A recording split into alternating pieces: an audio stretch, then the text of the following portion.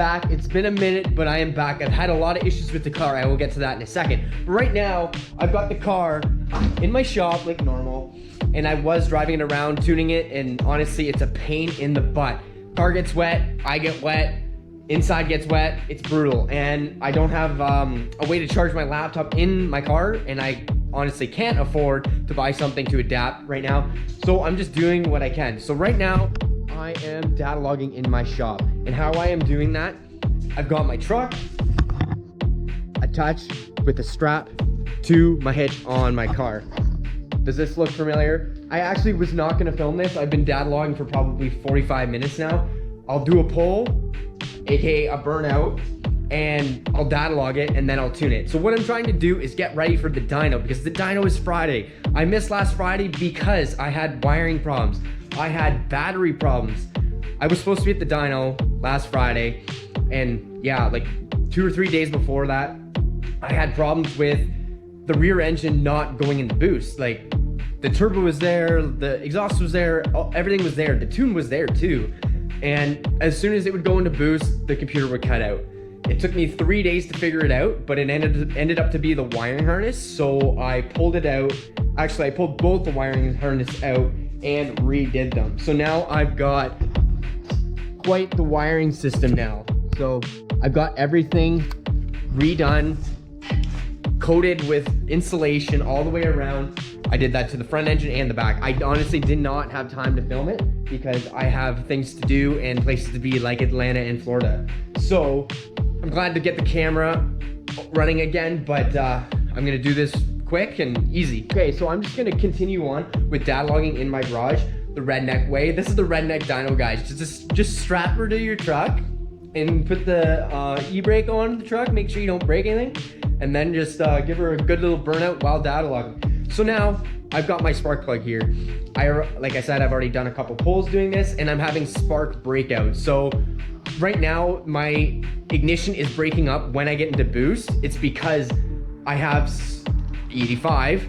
There's so much fuel going into my combustion chamber, especially at the higher RPMs, because it needs to run fairly rich, like 11.2 to 10.8. That's what I'm aiming for.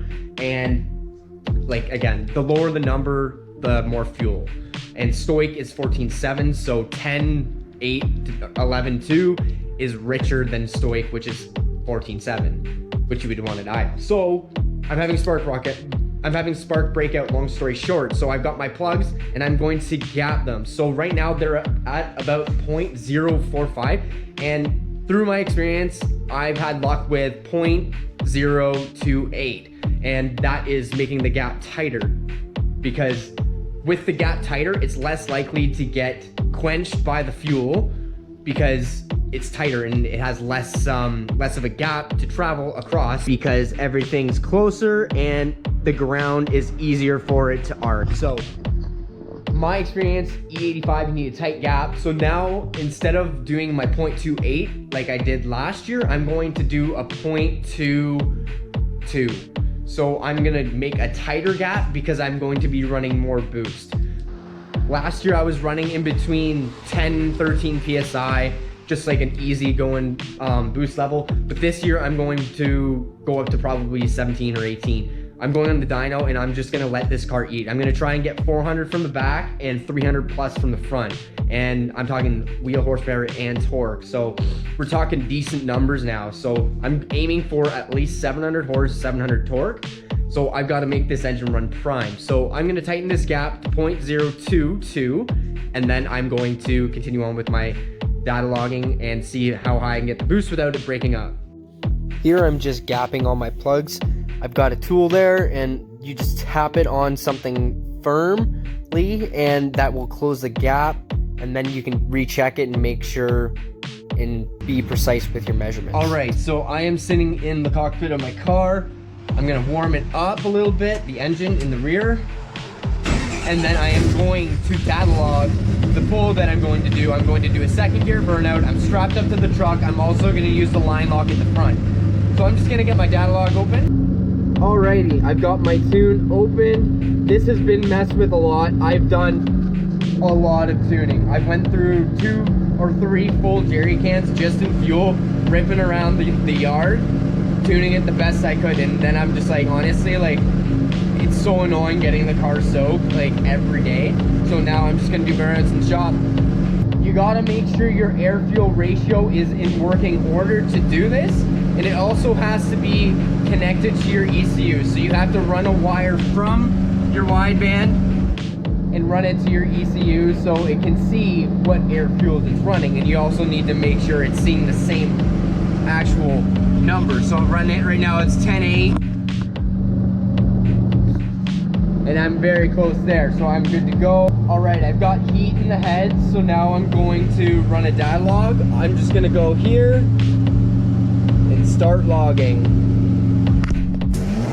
All right, before I actually started the log, I started messing around with my two-step. I just, as you can hear, popping and spitting. That is me on the two-step, and then riding the clutch and then dropping the clutch. And as you can see, my two-step is not high enough because it's not building enough boost to actually keep the tires spinning. So I needed to turn that up a bit.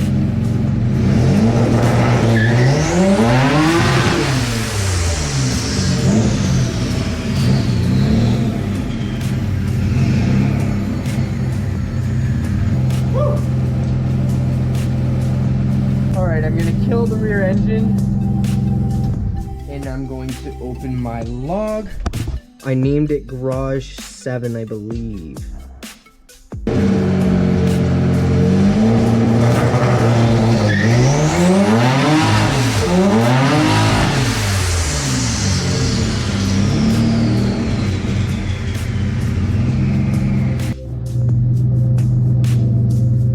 It's a little smoky in here, but that's what happens when you do burnouts in your shop. Not the smartest, not the dumbest thing I've ever done, but this, in theory, is my redneck dyno, so you can kiss my butt.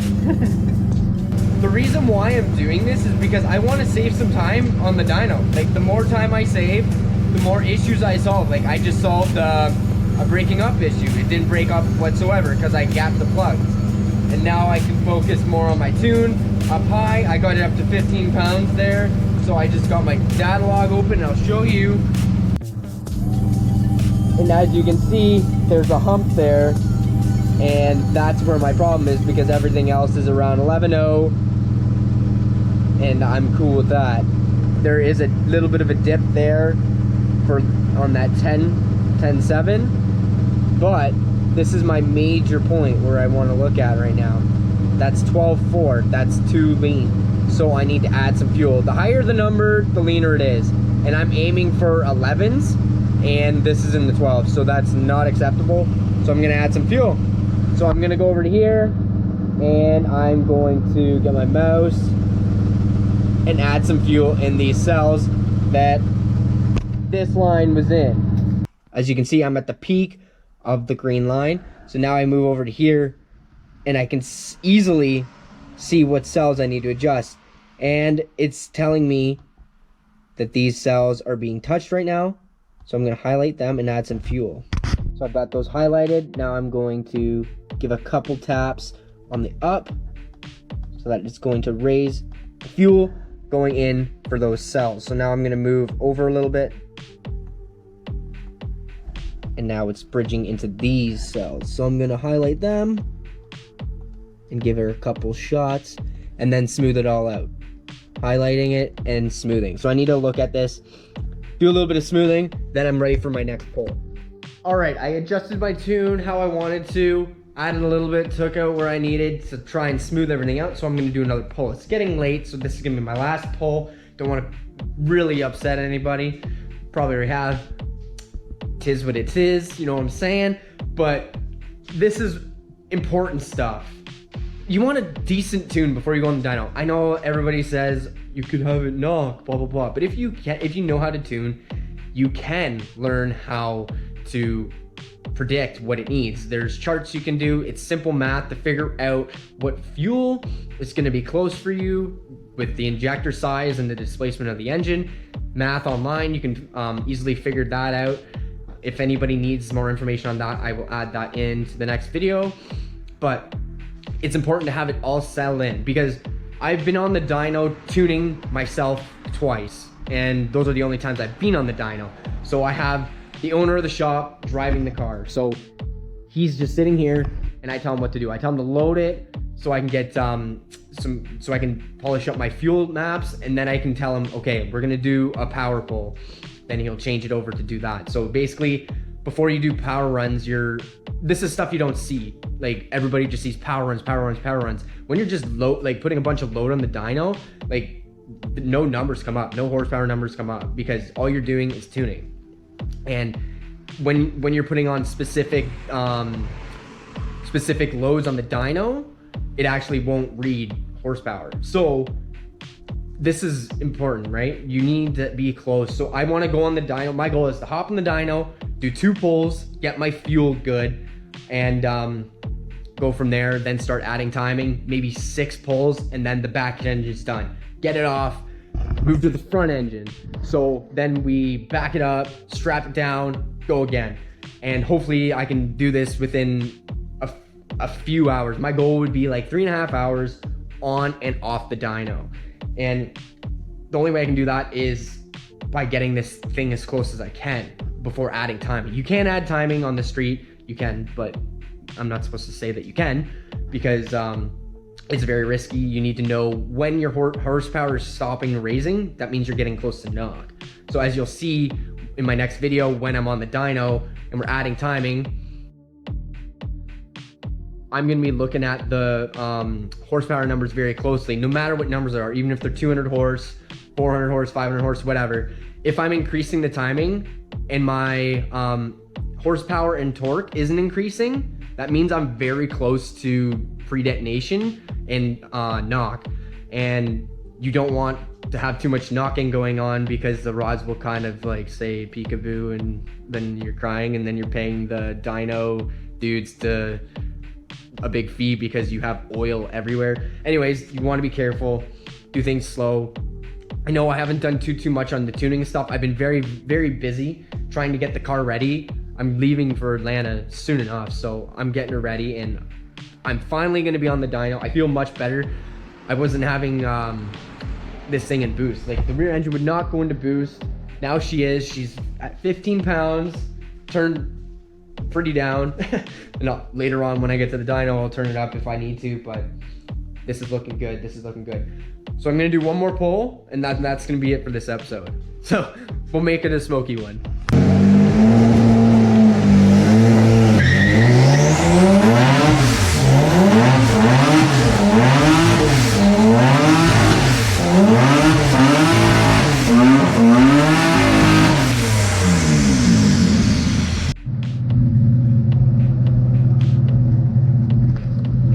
That's the last one for tonight. She's a little smoky in here, that's okay. But the tune's looking sick. I'm gonna open that log and see what's going on. Okay. Garage 9, that's what I named it. And there she's opening. And I've also got to remember to always open my tune, because if I change it into the normal program and don't bridge it over, I'm changing something that's old. So I need to make sure I'm gonna do that. Okay, here's my log. It's coming. This is in real time, so you'll see here my throttle come in right there, which is the white line. Bam, full throttle, let off. Bam, full throttle, bam, full throttle, bam, full throttle, bam, bam, bam. So I'm gonna pause it, and then I'm going to backtrack a bit and see what's going on. All right, so here's some full throttle action. And honestly, it's looking pretty good. It is a little bit rich. I see a lot of 10s, but to be completely honest, that's more or less what I want to see, because I don't want to be having to let off on the dyno because it's too lean.